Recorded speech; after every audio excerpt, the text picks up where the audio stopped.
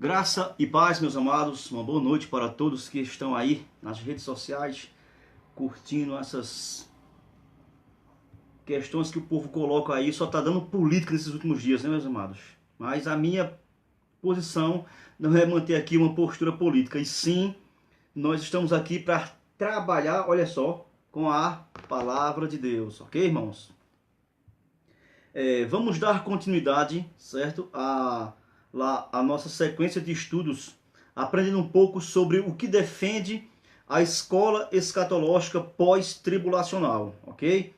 Nós já passamos por algumas aulas, né? Você que queira conferir, eu peço que você volte aí no Face, né? As aulas estão aí salvas, e aí você vai procurar e você vai encontrar. Se eu não me engano, essa já vai ser a 6ª aula, ok? A gente aqui já trabalhou a base a qual os pós-tribulacionistas mantêm, certo?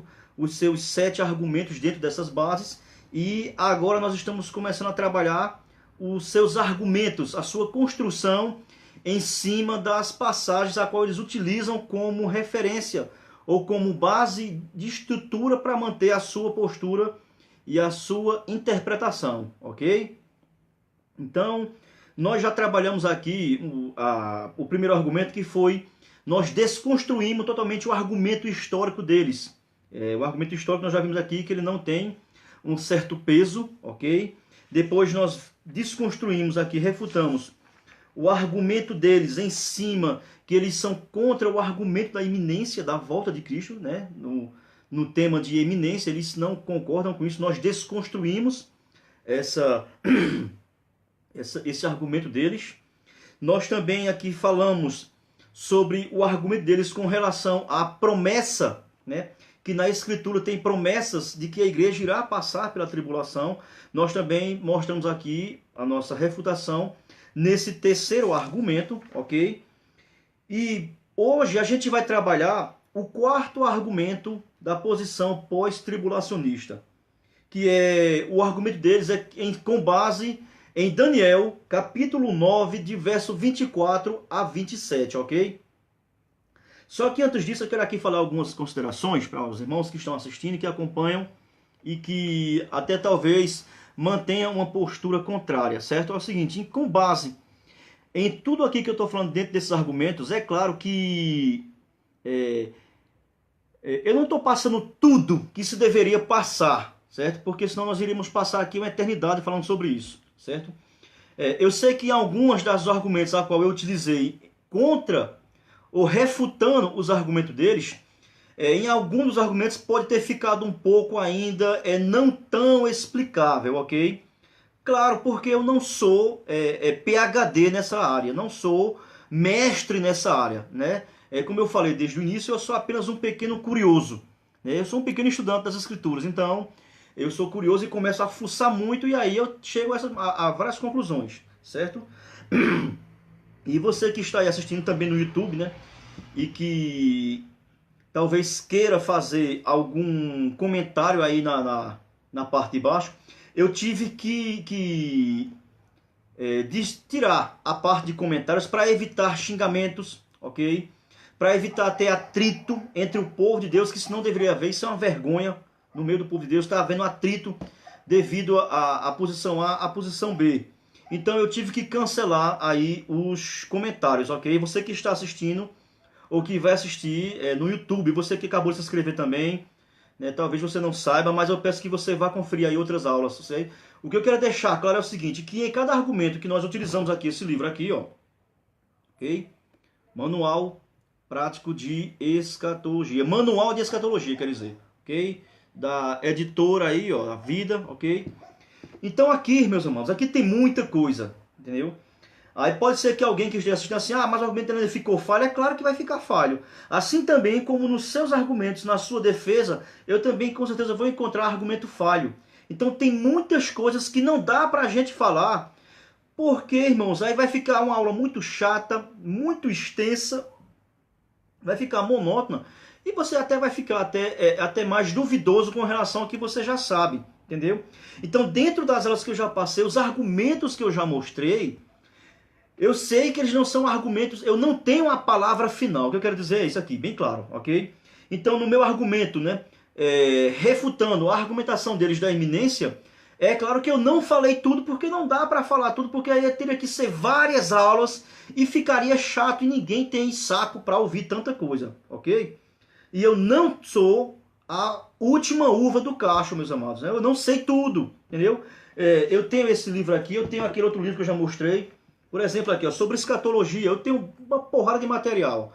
Eu tenho esse livro aqui, ó, de Millard Eric Jackson, tá vendo aí, ó, sobre escatologia, que é, ó, a polêmica em torno do milênio. Esse livro aqui ele é muito interessante. Eu já fiz algum uso também desse livro aqui. Eu não estou aqui fazendo propaganda para vender livro, ok? Pronto, ó, esse livro aqui também é espetacular, também é escatologia, ó, Antes que Venha a Noite.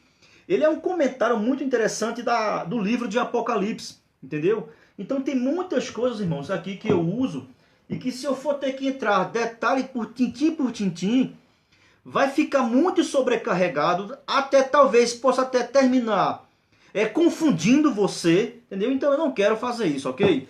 Por exemplo, ó, eu tenho aqui também esse livro aqui, ó, Apocalipse, ó, versículo. Se você ver, ele tá até emplastificado ainda, ó, ele é novinho, tá vendo aí, ó?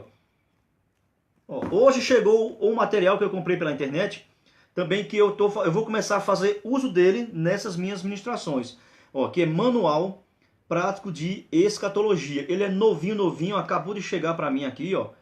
Ele é do pastor Gabriel de Oliveira, um grande expositor da área de escatologia. Sou muito fã desse cara. Ele participa muito no programa Vejam Só, né? Quero até mandar um abraço aí para o pastor e a paz do Senhor Jesus para o pastor Gabriel de Oliveira Porto, caso esse vídeo chegue ao seu conhecimento. Pastor, estou aqui, vou fazer um grande uso. Muito interessante esse seu livro aqui, gostei demais, ok? Então, hoje, nós vamos trabalhar aqui esse argumento, que é em cima do argumento da escola escatológica pós-tribulacional. O que é que eles defendem nesse texto aqui do livro de Daniel, né? Então, de todos os argumentos que nós vimos até aqui agora, esse aqui vai ser o quarto, ok? O primeiro foi o argumento histórico, depois refutamos o argumento de base na iminência de Cristo, certo? O terceiro foi o argumento deles com promessas de tribulação para a igreja. Nós já fizemos ali uma pequena parte, não é tudo, deveria se esboçar mais para deixar um pouco mais compreensível, mas é muita coisa, não dá para a gente explanar tudo, ok? Boa noite aí, meu amigo Lucivaldo aí do grupo Nostalgia, um abraço para você, meu irmão. Valeu, que Deus abençoe tremendamente aí a sua vida e o seu trabalho profissional. Valeu, Lucivaldo, aquele abraço, ok? E hoje nós vamos trabalhar aqui o argumento histórico de Daniel, capítulo 9, verso 24 e até o 27. Aqui a gente vai ter um sério problema. Por quê? Como eu falo para os irmãos que vêm acompanhando as minhas aulas, né, as minhas ministrações, uma pequena argumentação minha, né, que é o seguinte, eu passo a semana assistindo vídeos no YouTube dessa galera que trabalha com essa área aqui, que tem esse ministério aqui escatológico, certo? Então eu assisti algumas videoaulas. Eu assisti a videoaula de um pastor, eu não lembro agora o nome dele, mas o vídeo que está lá, ele é um vídeo curtinho, depois eu vou pegar e vou deixar o link na descrição, ok? Ele é apenas 20 minutos. Ele até começou falando aqui de uma maneira bem interessante, muito educado o cara, mas no final aí ele começou a dizer coisas com coisas e começou a ficar sem sentido e sem link, sem um nexo nos argumentos que ele estava usando. E aí depois no final ele faz uma pergunta em cima disso aqui de Daniel 9, 24 a 27. É uma pergunta que ele formulou, mas que a pergunta ela mais complica de que altamente exigir uma resposta, entendeu? E eu fiquei sem entender a pergunta do pastor, irmãos. Aí eu botei um comentário lá, um comentário até meio interessante. Rapaz, o cara ficou pé da vida comigo. Começou logo a me chamar de sabichão e tudo mais. Aí eu vi logo que o cara... Aí deixei pra lá, totalmente. O cara, respeito, ele é um pastor, tudo bem e tal. Mas, quando eu coloquei a pergunta lá, o cara se transformou, o cara ficou irado, né? Então é complicado. Então, isso é um dos motivos pela qual eu cancelei os comentários. Pra gente evitar essas discussões tolas, né? Porque muitas vezes a gente acha que um quer ser melhor que o outro. E, na verdade, todos nós somos falhos, certo? E você que é da posição pós, né, não se preocupe. Porque quando eu terminar essa linha aqui, aí eu vou mostrar a posição pré-tribulacionista, entendeu? Eu me identifico com a posição pré. Mas nem tudo que a posição pré ensina, eu tô de acordo não, entendeu? Aí você vai achar que eu tô apenas refutando o pós e mostrar que o pré é o perfeito. Não, irmão, não é o perfeito. O perfeito é isso aqui, ó. Perfeito é a palavra de Deus. Aqui é perfeito. Mas quanto às argumentações nossas, elas são falhas, elas não são canônicas, elas não são inspiradas. Então contém erros, é apenas a imaginação do homem sendo trabalhada pelo Espírito Santo para que possa trazer algo mais sólido, para que a gente possa entender e não ficar na dúvida em relação aos mistérios da palavra de Deus, ok? Então é o seguinte, esse assunto de Daniel, do capítulo 9 aqui, ele vai tratar sobre as 70 semanas de Daniel, ok? Então, possivelmente, hoje, dentro desse argumento de 9 a 27, do capítulo 9, de 24 a 27, possivelmente a gente não vai conseguir explanar todo esse nosso argumento contra o argumento deles. Possivelmente hoje não vai dar para a gente tratar ele todo. Por quê? Porque eu assisti várias mensagens. Eu até esqueci de mencionar. Eu assisti aqui uma mensagem, eu até me inscrevi no canal. E é coisa boa, vale a pena a gente dar nome, ok? Então se você se interessar e querer assistir, o canal do YouTube é Igreja Batista Central de Fortaleza. É o nome do canal. Eu recomendo você se inscrever e assistir lá. Tem um seminário escatológico que foi filmado, né? E está postado aí no canal do YouTube dessa igreja, que é a Igreja Batista Central de Fortaleza. Eu recomendo você se inscrever, porque é coisa boa. O nome do pastor é Pastor Armando Bispo. Coisa boa, a gente dá o nome, ok? Então vale a pena. Depois confere lá. Ele tem uma explicação fenomenal, espetacular, com relação às 70 semanas de Daniel. Ele dá um quadro lá que é sensacional. Vale até a pena você copiar, ok? Eu assisti, fiquei impressionado, o argumento do pastor, as suas colocações, o cara é espetacular, é um homem de Deus. Eu vou repetir, o nome do canal é Igreja Batista Central de Fortaleza. Confere lá no YouTube, se inscreve lá que é uma bênção. Então, irmão, voltando para cá, vamos ler esse texto. Esse texto vale a pena a gente ler. Vamos ler ele. Depois a gente vai começar a fazer aqui nossas refutações em cima do argumento pós-tribulacionista, ok? Então, Daniel, capítulo 9, o verso de 24 a 27, eu vou ler na versão Almeida atualizada, ok? Diz assim, ó. 70 semanas estão determinadas sobre o teu povo e sobre a tua santa cidade, para fazer cessar a transgressão, conta aí, ó, para dar fim aos pecados, para expiar a iniquidade, para trazer a justiça eterna, para selar a visão e a profecia, e para ungir o santo dos santos. Verso 24. Ponto. Certo? A gente vai continuar a leitura. Mas eu quero destacar aqui o seguinte. Se você observar, esse verso 24, ele mostra qual é o propósito principal que deve ser cumprido na profecia das 70 semanas. Então, os objetivos principais dessa profecia das 70 semanas é cumprir com esses 6 propósitos. A base principal é isso aqui, é cumprir os 6 propósitos do verso 24, ok? Se você quiser abrir a Bíblia para acompanhar, eu agradeço. Então vamos continuar a leitura. Verso 25 agora diz o seguinte, ó.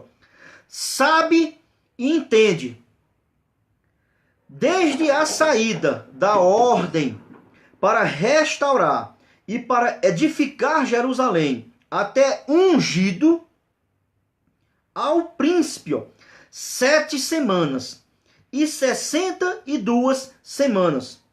As praças e as circunvalações se reedificarão, mas em tempos angustiosos, ok? Verso 25. Verso 26 agora diz assim, ó. Depois das 62 semanas, será morto um ungido, e já não estará, ok? E o Cadê? Não foi o que eu parei aqui, ó. E o povo de um príncipe que há de vir destruirá a cidade e o santuário. E o seu fim, ó, será um dilúvio. Olha que linguagem interessante ele usou aqui, ó, dilúvio. E até ao fim haverá o quê? Desolações são determinadas. Sei? Então, o verso 27, ó. Ele fará firme aliança com muitos. Esse versículo aqui é o versículo dor de cabeça dessa passagem, para quem não sabe. Por incrível que pareça, é o verso 27 que é o verso polêmico, é o que dá dor de cabeça. Vamos ler ele. Ó. Ele fará firme aliança com muitos por uma semana, certo? Mas, ó, na metade da semana, o que vai acontecer, ó? Fará cessar o sacrifício e a oferta de manjares. Sobre a asa das abominações, quem é que vai vir? Virá o assolador. Até que a destruição que está determinada se derrame sobre ele. Olha aí, irmãos. Então, a nossa polêmica, a nossa argumentação é em cima de Daniel 9, de 24 a 27. Então, qual é o argumento da posição pós-tribulacionista, ok? Eu já marquei aqui o livro, ó. Não sei se vai dar para vocês verem aí, gente, mas, ó. Tá vendo aí, ó? Eu já arrisquei para tudo quanto é lado aqui meu livro. Eu tenho o maior zelo por eles, ó. Mas eu tive que riscar aqui para deixar tudo bem esclarecido para que não fique alguma brecha. Mas é claro que sempre vai aparecer algumas brechas. Eu não sou aqui capaz de esgotar e dizer que eu fui o cara que resolveu o problema. Não, eu não vou resolver o problema, ok? Quem resolve os problemas é o Espírito Santo. Porque lá no evangelho que o evangelista João escreveu, ele diz que quando ele vier, né, convencerá o mundo do pecado, da justiça e do juízo. Então, quem convence o homem dos erros é o Espírito Santo. E eu não sou o Espírito Santo, ok? Então vamos lá. O que é que a posição pós-tribulacionista diz com base nestes versículos, nesta profecia? Ou seja, para a escola pós-tribulacionista, eles acreditam que o cumprimento desta profecia de Daniel, do capítulo 9, ela já se cumpriu em sua totalidade, sem restar resquícios de nada. Ou seja, eles veem como essas profecias já sendo toda cumprida. Não tem mais nada que possa ser cumprido nessa profecia. Eu vou ler aqui um comentário, certo? De um dos grandes propagadores e defensores da escola pós-tribulacionista. E eu estou aqui falando de um cara que é um cara de peso, reconhecido em toda a área teológica, que é o camarada aqui, que eu já mencionei o nome dele uma vez, ok? Rose, o nome do cara é Rose, certo? Onde é que está aqui o nome do camarada?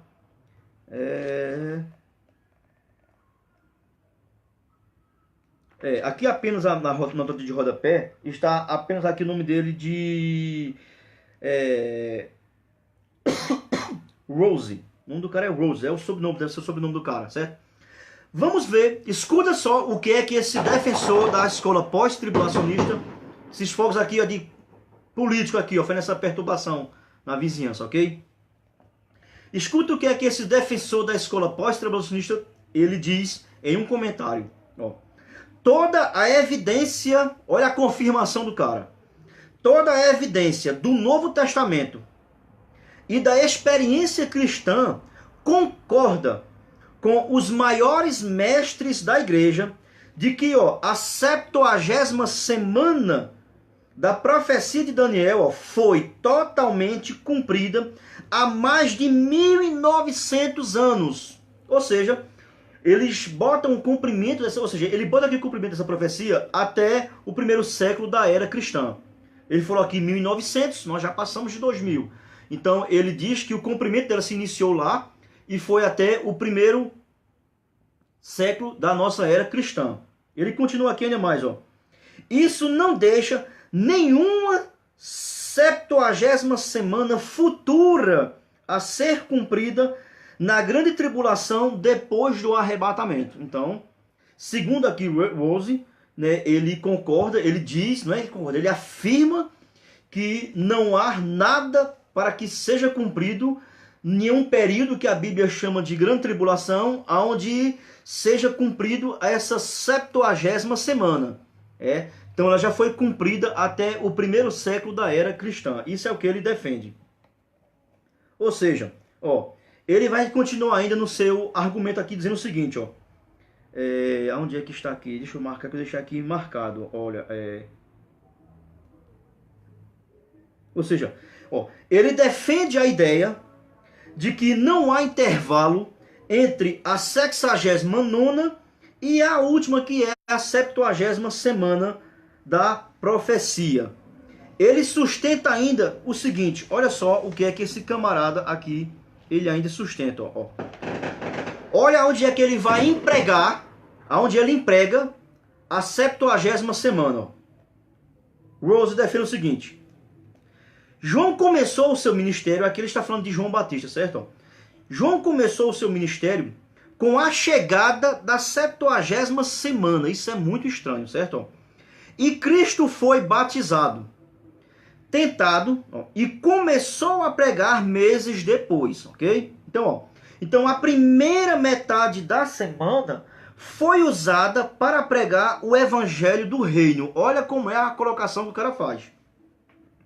O meio da semana foi alcançado até a Páscoa. Isso é o que ele defende, ok? Não há base bíblica nenhuma para isso. Isso é a interpretação dele e a colocação dele para alegorizar a profecia. É o método que eles utilizam, certo? Que é o método alegórico. Isso é muito perigoso. Depois nós vamos dar uma aula para fazer uma colocação sobre o método de interpretação das escolas escatológicas. Apenas aqui abrindo um pequeno parênteses. Quase que não sabe a palavra, ok? Deixa eu terminar aqui de ler o comentário do camarada. Olha só. A Páscoa ocorreu exatamente no meio da 70ª semana. Como é que encaixa isso lá em Daniel, gente? Não sei como encaixar isso lá em Daniel.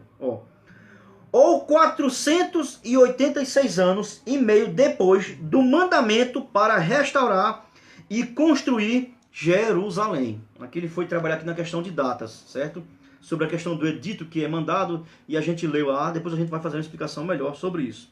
Ou seja, então, de acordo com essa teoria, de acordo com a escola pós, e esse argumento aqui de Rose, né, podemos notar que as 6 grandes áreas, por exemplo, que nós lemos aqui em Daniel, no capítulo 29 e no verso 24 aqui de Daniel, estão relacionadas, se você estão aqui confirmando que eles foram totalmente cumpridos, segundo essa teoria.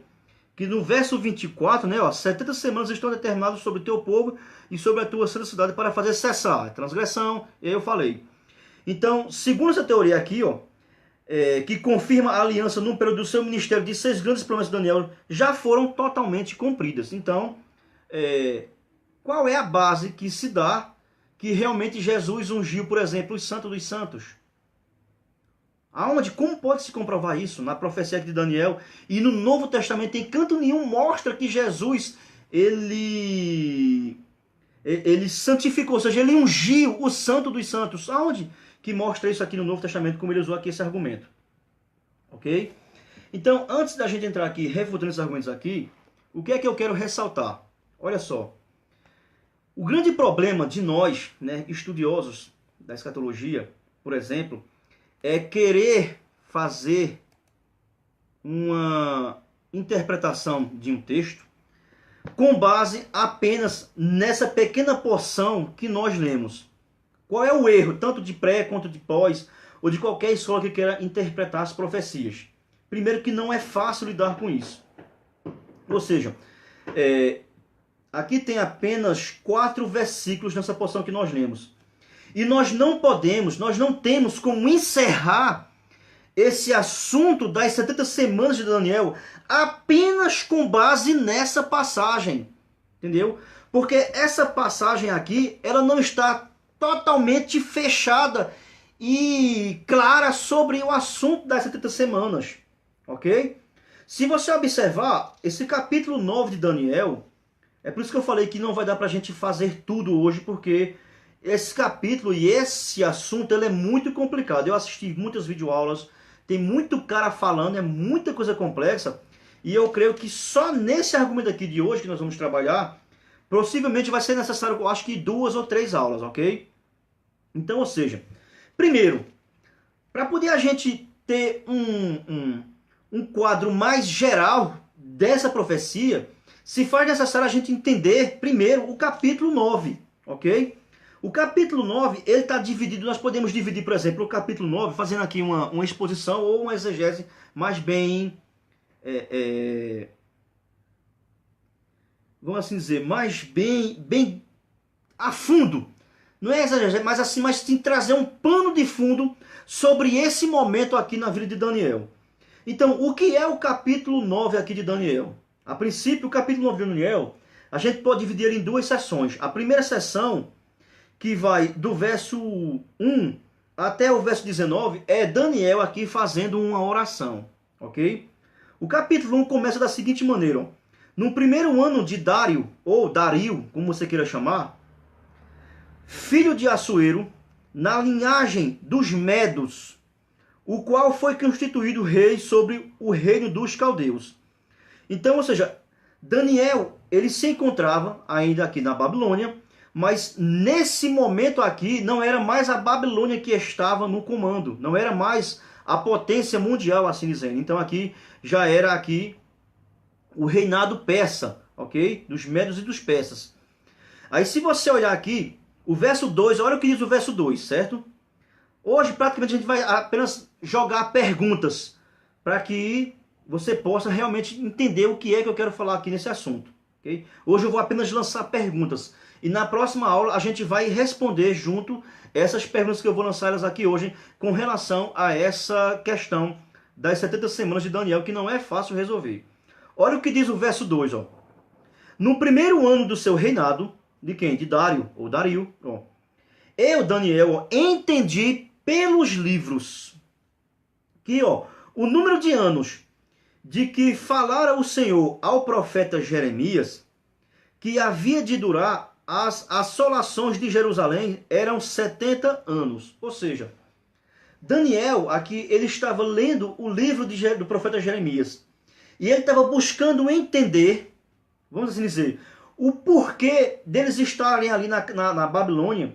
E ele descobriu que eles estavam ali por uma questão interessante que você vai entender se você continuar lendo aqui o relato. Ele começa a orar pedindo perdão a Deus, tanto por ele quanto por seus pais, seus antepassados, que eles falharam, eles desobedeceram a Deus, e aí fez necessário Deus trazer essa calamidade sobre o povo de Israel e de passarem 70 anos presos ali na Babilônia, como escravos no reino da Babilônia. E Daniel entendeu isso lendo simplesmente o livro de Jeremias, entendeu? Então, quando ele viu a gravidade da situação, se você observar, a partir do verso 4 de Daniel 9, olha o que diz, ó. Orei ao Senhor meu Deus, ó. Confessei e disse, e aí ele começa a jogar sua súplica perante o Senhor, certo?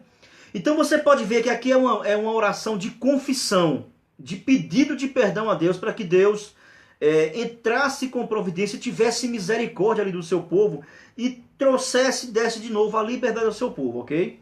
Então essa é a primeira parte do capítulo 9 de Daniel.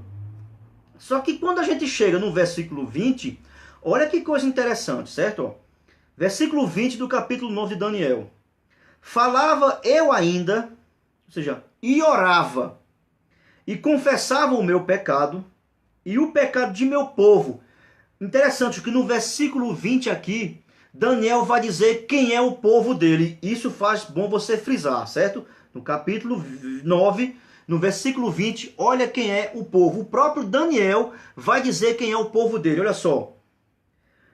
Falava eu ainda, e orava, e confessava o meu pecado, e o pecado do meu povo de Israel. Então o próprio Daniel diz que o povo dele é o povo de Israel.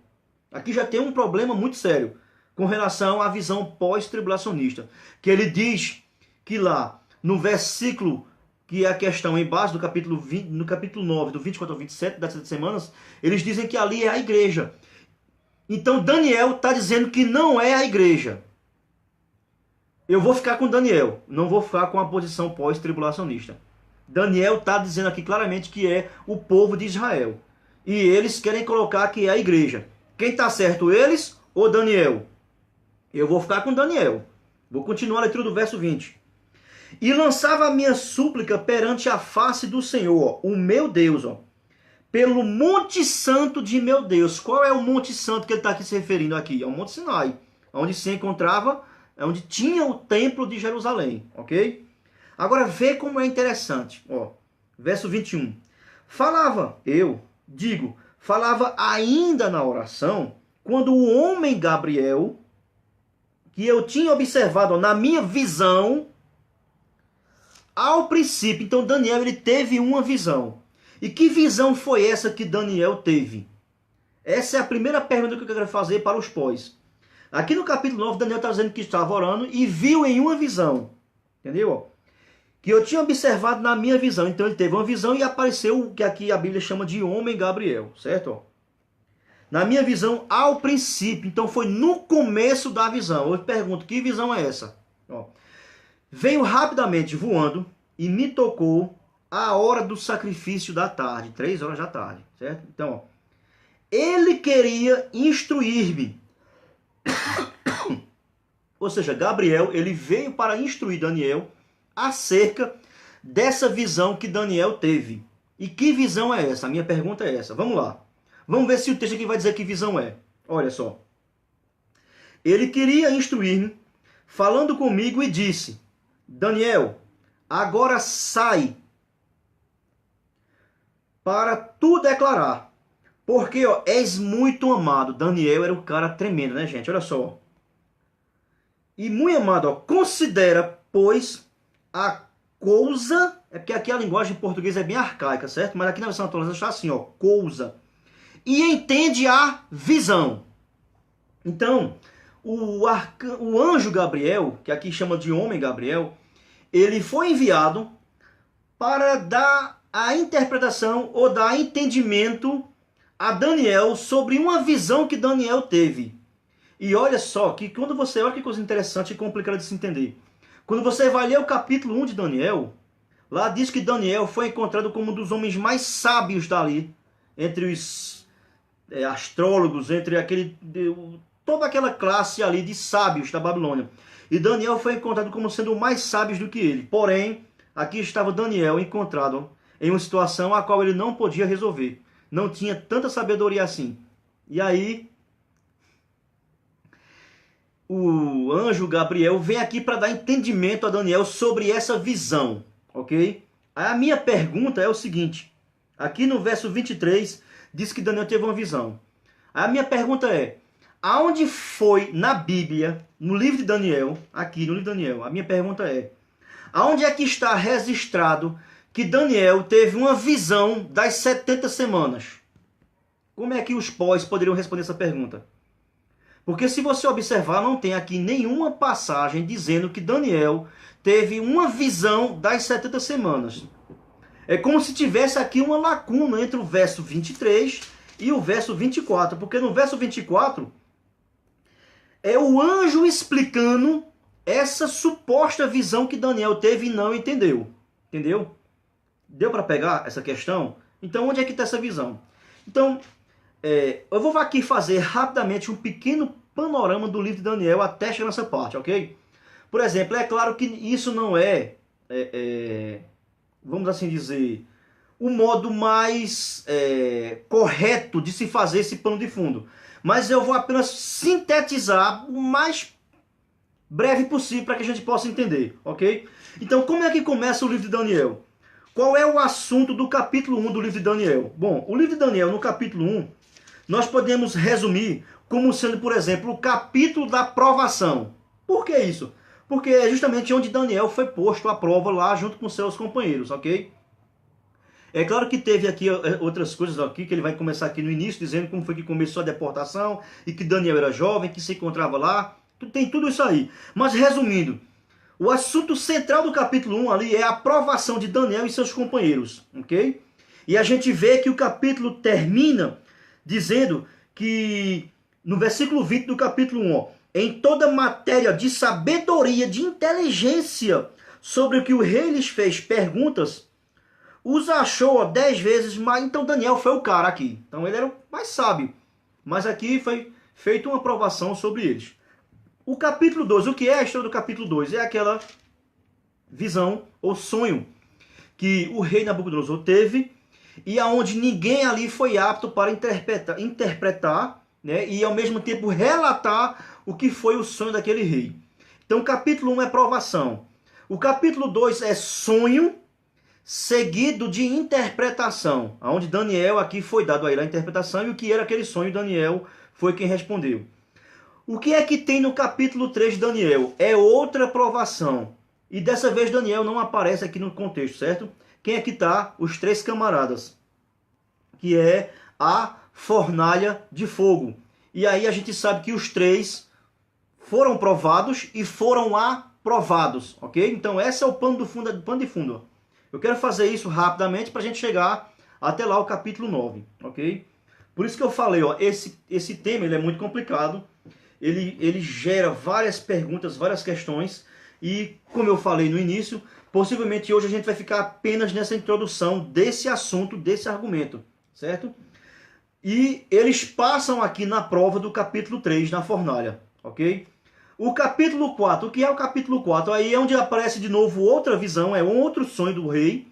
Ele sonha com aquela árvore gigantesca e é onde Daniel ali faz de novo a sua interpretação, dizendo que o rei é quem é aquela árvore, que as outras nações vêm e ficam ali sobre aquela árvore, sobre a proteção dela tal, e tudo mais. Então é outro capítulo de sonho ou de visão, e Daniel como a figura central para interpretar e dar a solução daquela visão, daquele sonho. Então, capítulo 1, provação. Capítulo 2, sonho com interpretação. Capítulo 3, provação de novo, com aprovação.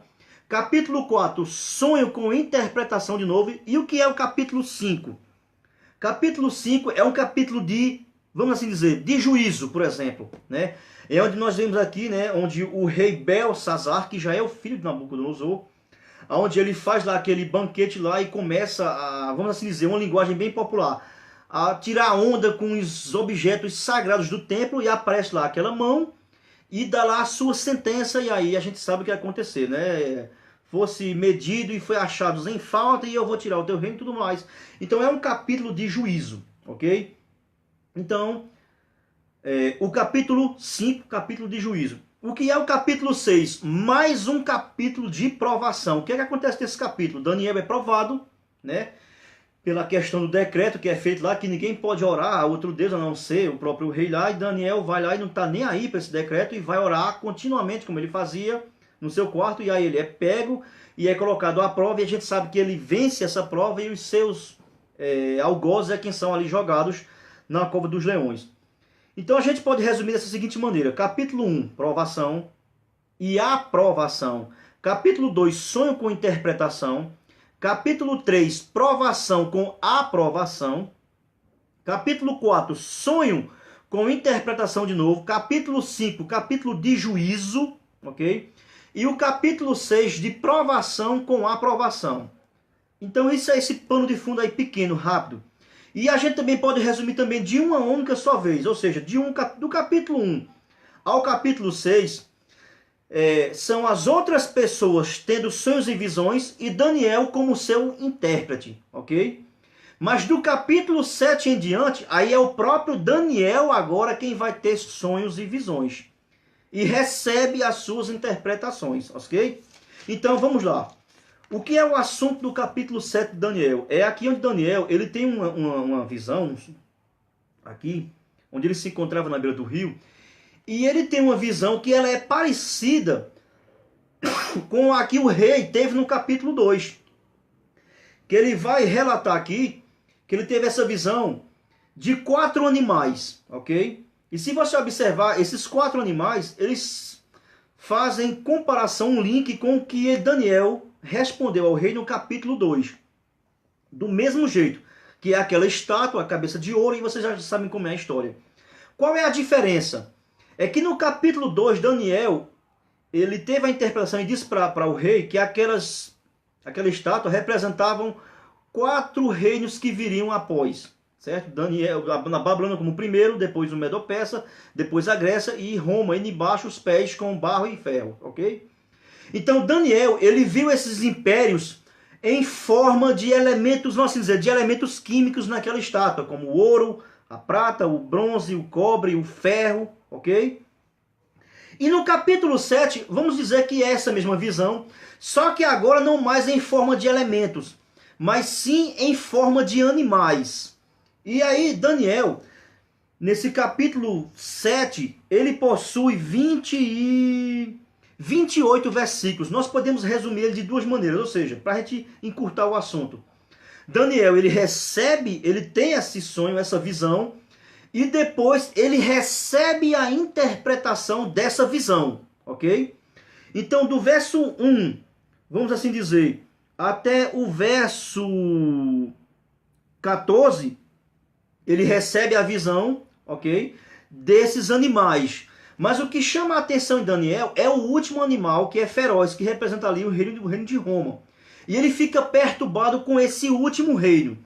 Então, do verso 15 em diante, olha o que ele vai dizer, o verso 15. Ó. Quanto a mim, Daniel, o meu espírito foi alarmado dentro de mim, e as visões da minha cabeça me perturbaram. Então, foi uma visão muito que trouxe muita complicação e atordoamento para Daniel. E ele ficou perturbado com o último. E se você observar para cá, aí ele começa a ter a interpretação do que representava aquele último animal. E aí vai entrar aqui na questão da Grécia, de 4 chifres, e aí vai nascer um pequeno. Isso aí tem tudo a ver com o capítulo 9 e o verso 27. Então, o que é que eu quero dizer com tudo isso que eu estou aqui falando, meus irmãos? É que nós não podemos resolver o problema de Daniel 9, 24 a 27, só lá em Daniel 9, 24 a 27. Entendeu?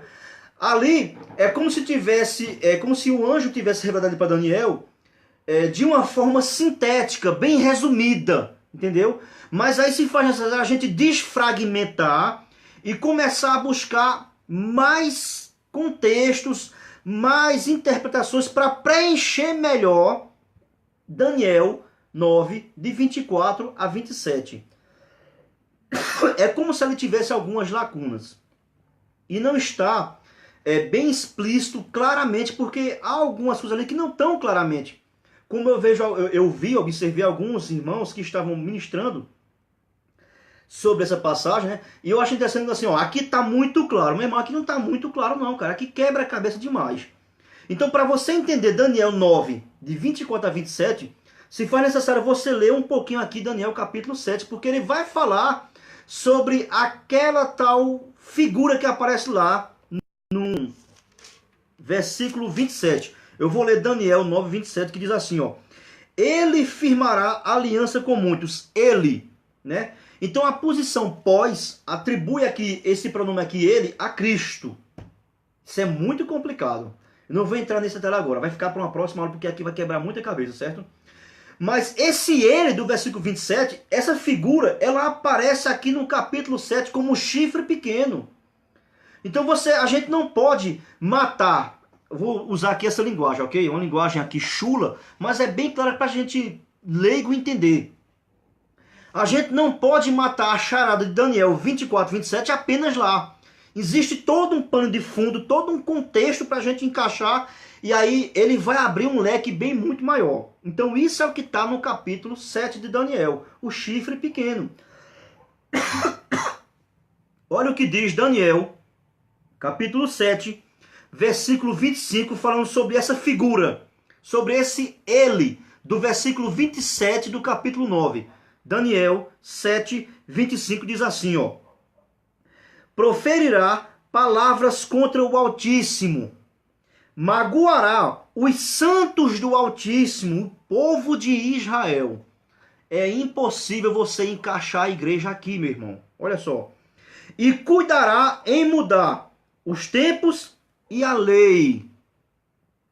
E os santos lhe serão entregues nas mãos. Olha que coisa interessante. Se a gente for encaixar a igreja, olha qual é a consequência para ela então. Porque aqui está dizendo assim, ó. E os santos lhe serão entregues. Então quem é que vai entregar os santos a esse camarada? Quem é que vai entregar? Olha só. Por um tempo, 2 tempos. Então temos aqui, ó, 3 tempos. Ó, e metade de um tempo. Então é a metade de um tempo. Então temos aqui, ó, 3 tempos e meio. Tempo, 1 ano. Eu não vou aqui parar para perder tempo. Onde é que está dizendo que o tempo é 1 ano? Não, aí a gente, na próxima aula a gente vai explicar melhorzinho, ok? Mas aqui está dizendo ó, que eles serão entregues. Olha que coisa interessante, ó. Versículo 25 do capítulo 7. É esse governante que aparece em Daniel 9, 27. Ok? Então esse é um pequeno plano de fundo de Daniel, capítulo 7. Aí o que é o capítulo 8? Olha só. Um detalhe que eu não frisei. Daniel, capítulo 7, começa o seguinte, ó. No primeiro ano de Belsazar, rei da Babilônia. Então Daniel teve essa visão dessas criaturas quando o filho de Nabucodonosor ascendeu ao trono no seu primeiro ano de reinado. Então no primeiro ano, Daniel teve essa visão, ok? Ó. Aí olha como é que termina o capítulo 7 de Daniel. O verso 28. Ó. Aqui terminou o assunto. Ou seja, não foi totalmente fechado. Olha, quanto a mim, Daniel, olha o que ele fala, ele dá um testemunho dele. Ó. Os meus pensamentos ó, muito me perturbaram, e o meu rosto se empalideceu, ficou triste, semblante caído. Ó. Mas ó, guardei estas coisas no coração. Em outras palavras, Daniel ficou um pouco triste, mas mesmo assim ele guardou. Mas o que foi que entristeceu Daniel? Porque ele não conseguiu compreender perfeitamente o que se tratava aquele chifre pequeno. Resumindo, ele ficou perturbado com a última figura daquele último monstro do capítulo 7, aquela última criatura. Então ele não teve uma interpretação clara, evidente de como era aquela figura, ok? Que é o capítulo 8 de Daniel agora. Olha só, detalhe, viu? Capítulo 7 foi no primeiro ano do reinado de Belsazar, ok? Então o capítulo 8 diz assim, ó. No terceiro ano, 3 anos depois. Então você imagina só aqui comigo. Daniel passou 3 anos remoendo aqui na sua mente, pesquisando, buscando, orando, tentando entender. E ele não conseguiu entender. Ou seja, o que é que isso quer dizer? Quer dizer que nem todas as vezes que você vai passar muito tempo orando, querendo entender um assunto, você pode chegar à conclusão que não vai entender. Foi o que Daniel aconteceu com Daniel. Capítulo 8 agora, 3 anos depois daquela visão que Daniel teve. Desculpa aí a minha tosse, viu gente? Olha só. No terceiro ano do reinado de Belsazar, terceiro ano, ó, eu, Daniel, tive uma visão depois daquela que tive no princípio. Que princípio? No princípio do reinado de Belsazar, no primeiro ano. Então, 3 anos depois, eu tive uma outra visão. O que é o capítulo 8 de Daniel? Praticamente, é um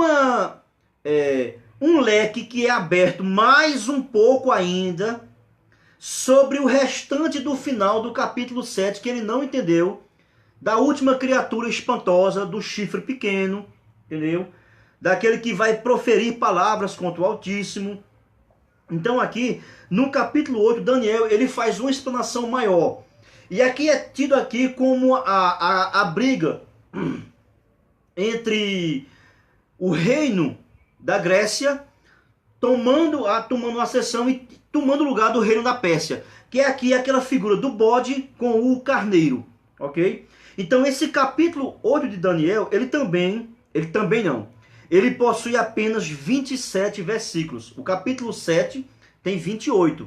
Daniel não ficou totalmente com a compreensão geral daquele assunto.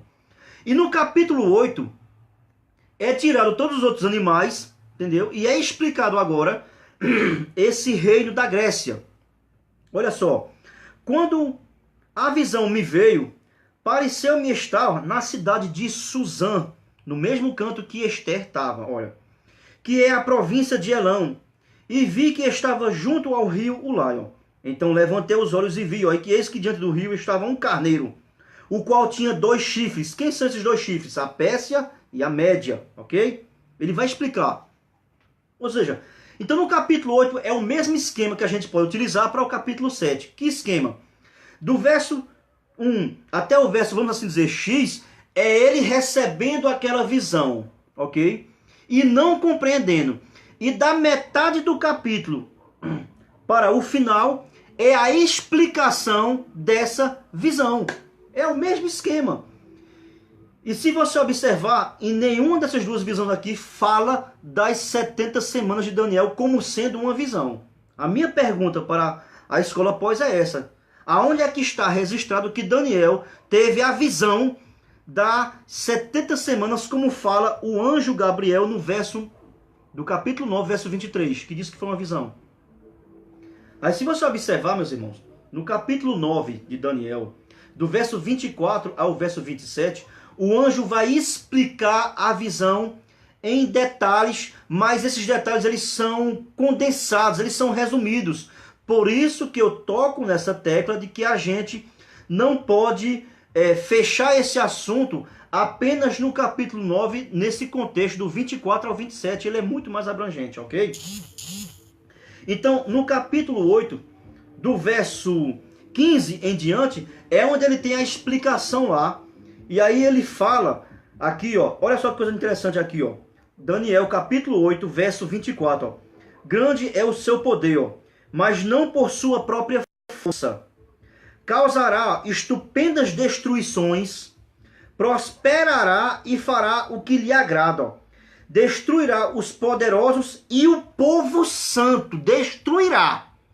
Olha o que diz Daniel 8, 24. Destruirá o povo santo. Aí aqui fica complicado, né? Tá vendo aí que não tem como a gente encaixar, meus irmãos, aqui a igreja, que essa posição pós, eles colocam que Israel saiu e é a igreja que representa. Então aqui está claro, eu vou usar a linguagem deles, aqui está claro, então a igreja vai ser destruída. Segundo esse versículo aqui, ó, e destruirá a muitos, os poderosos, ó, e o povo santo. Então vai destruir a igreja, meu irmão? Como é que a igreja vai passar? Se vai ser destruída, tá vendo que é? Não tem como você, não bate, meus irmãos, infelizmente não bate. Eu não estou dizendo aqui que eles são mentirosos ou que não, mas não bate, vai destruir a igreja, cara. Então o verso capítulo 8 é uma explicação ainda sobre esse governante, que ele é chamado de homem vil no capítulo 11 de Daniel. Olha só. Então aqui a gente concluiu esse pequeno panorama de Daniel, ok? Aí é onde entra agora no capítulo 9. Olha um detalhe que tem aqui, ó, no capítulo 8 ainda, e o verso 27, diz assim, ó. Eu, Daniel, enfraqueci, ó. Então ele mostrou aqui as mesmas características do capítulo 7, quando ele teve aquela visão. E 3 anos depois ele recebe um leque um pouco maior sobre o término da visão do capítulo 7, sobre essa figura do último monstro espantoso, que ele ficou com dúvida e queria conhecer mais detalhes sobre ele. E aí, no capítulo 8, Daniel recebe mais detalhes sobre essa criatura espantosa. Mas olha como é que Daniel termina o capítulo 8. Olha só. Eu, Daniel, enfraqueci e estive enfermo alguns dias. Olha como foi pesado na sua mente, que enfraqueceu fisicamente seus hormônios. Olha só. Então, ó, eu me levantei e tratei dos negócios do rei. Ponto. O versículo não terminou. Mas eu quero aqui fazer uma colocação. Olha só. Na nossa linguagem de hoje, resumindo aqui, o que é que nós podemos concluir? Ou seja, Daniel, ao invés de ficar mais convicto e mais esclarecido sobre ter aumentado o leque dessa visão, foi pior, ele ficou mais perturbado ainda. Interessante, ó, ele ficou perturbado a ponto de... É como se Daniel tivesse dizendo o seguinte, ó, eu recebi um pouco mais de revelação sobre aquilo que me foi dado 3 anos atrás, mas ajudou um pouco, mas me trouxe mais aperto ainda. e eu não estou conseguindo entender. Sabe de uma coisa? Deixa isso um pouquinho de lado, que eu vou tratar do meu ofício como governante das coisas do rei. É como se Daniel estivesse dizendo isso. Eu vou repetir o versículo, olha só. Me levantei, ele, vamos falar assim, não lavou o rosto, se arrumou, botou sua roupa de governante e disse o seguinte, ó. E me levantei e tratei dos negócios do rei. Deixa esse negócio para lá, tá me perturbando, depois eu volto para isso aí de novo. Olha só. Espantava-me com a visão, e não havia quem a entendesse. Daniel não entendeu ainda. Foi aberto mais um pouco do leque, mas ele ainda também não conseguiu entender. Então é isso que muitas vezes você devia fazer com Daniel. Eu vou fechar por aqui até agora, certo? Irmão, quando for assunto que eu e você não entender, para um pouquinho, senão você vai pirar a cabeça, gente. Não vale a pena, ok? O que tiver de ser mostrado, iluminado, o Espírito Santo vai mostrar no tempo certo. Quando eu e você tivermos estrutura para entender esse problema aqui. Daniel parou, não para, já chega. Eu estou ficando muito perturbado. Deixa aí, depois, quando tiver mais tempo e mais tranquilo, mais calmo, eu volto a averiguar de novo com mais calma. E aí o Espírito Santo fala comigo. Foi o que Daniel fez. Daniel, para, tá bom, vou para o meu ofício. E ele conclui dizendo que ninguém conseguia entender aquela visão. Ok? Daniel, capítulo 8, ele encerra dessa maneira. Agora, olha a curiosidade que tem no capítulo 9. Olha como é que ele começa. No primeiro ano de Dário, ou Dario, não sei como é que você quer chamar. Ou seja, já não era mais a Babilônia que estava no poder. Então, foi a partir aqui de agora que Daniel começou a estudar outra coisa e entrou no assunto das 70 semanas que o anjo aqui chama, no capítulo 9, verso 23, de visão. Aí eu pergunto, então Daniel teve essa visão dessas 70 semanas, mas não ficou registrado nas escrituras. Porque aqui o anjo vem explicar como elas se darão. Ele não vem mostrar a visão, ele vem explicar como é que ela vai acontecer no período da história. Então Daniel 9 é uma explicação da visão que Daniel teve, mas ele não registrou quando foi que ele teve essa visão. A única explicação que nós temos é o seguinte, que Daniel teve essa visão durante esse intervalo ou transição da Pérsia sobre a Babilônia, porque aqui não está registrado. Porque Daniel começa a relatar isso aqui já no primeiro ano de Dario, que foi um dos primeiros reinos aqui do Império Medo-Persa. E o segundo foi Ciro, entendeu? Então essa ordem aqui que Gabriel fala aqui sobre decreto em Daniel 9, verso 25, olha o que é que Gabriel explica, como é que se dará. Ele não está mostrando a visão da semana, mas sim como é que vai ser empregada ela no decorrer da história. Olha só, Daniel 9, 25, ó.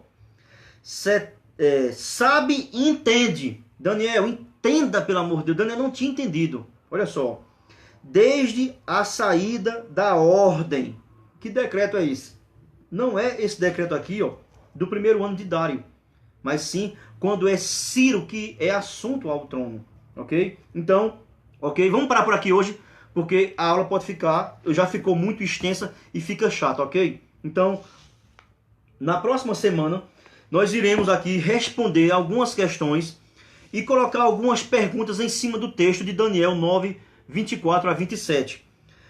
Então, a gente tem que botar aqui algumas questões em pautas, né? Primeiro a gente vai ter que entender a expressão que Daniel fala lá no capítulo 24, né, do anjo. Teu povo e tua santa cidade, que os pós empregam ali a figura da igreja. E Daniel, na sua oração, fala no versículo 20 que o seu povo é Israel, não é a igreja. Ok? Irmãos, eu não quero deixar dúvida na mente de ninguém, nem quero colocar aqui algo que venha trazer perturbação ou complicação no seu entendimento com relação a esse argumento do pós-tribulacionismo, ok? Eu quero que você pare, pegue a sua Bíblia, vá ler, vá buscar entender mais, né?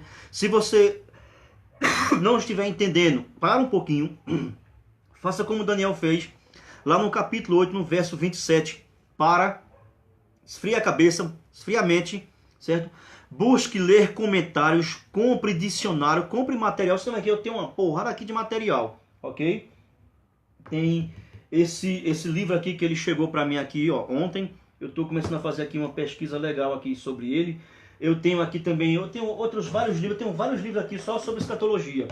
Por exemplo, eu tenho aqui esse comentário aqui, ó, de Apocalipse, muito interessante, de William Kellen. É muito bom esse comentário. Eu tenho aqui, ó, esse pequeno livro aqui que a gente vai utilizar ele depois lá na frente, que é justamente falando aqui, ó, sobre a última vitória de Satanás. Olha como o tema desse livro aqui ele é muito interessante, né? De Arnold Frozen. Ele é um dos cooperadores da Chamada da Meia-Noite. É um canal espetacular que trata só de escatologia. E tem aqui muito mais aqui que eu poderia mostrar, mas eu não estou aqui para fazer propaganda de livros, e sim para trazer pelo menos alguma explicação que possa trazer mais edificação para o povo de Deus, ok? Então eu espero que você possa compreender até essa parte que nós fizemos. Hoje foi apenas um pano de fundo, porque a gente deve reconhecer que esse assunto ele é complexo e ele é muito complicado e não é fácil da gente resumir ele apenas em uma só aula, ok?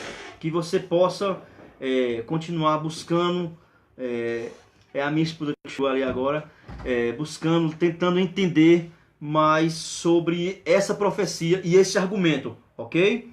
Que você possa continuar firme aí e continue orando pela minha vida, pelo meu ministério, pela minha